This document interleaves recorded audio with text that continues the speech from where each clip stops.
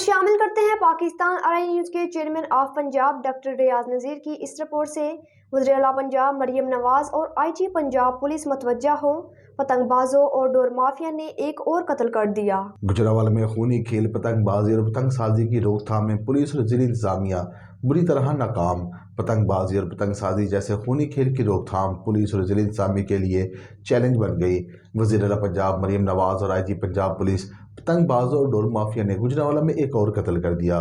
گجرانوالہ سے تعلق رکھنے والا یہ نوجوان گھر سے افطاری کا سامان لینے نکلا اور آپ لوگوں کی بے حسی، خود غرضی اور وحشت کا شکار ہو گیا۔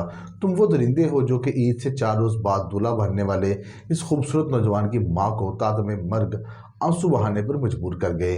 اس نوجوان کی جگہ تصور میں آج اپنے بیٹے کو رکھنا اور سوچنا کہ اس کو کس نے قتل کیا ہے، شاید کہ آپ جیسے لوگوں کے ضمیر جاگ جائیں۔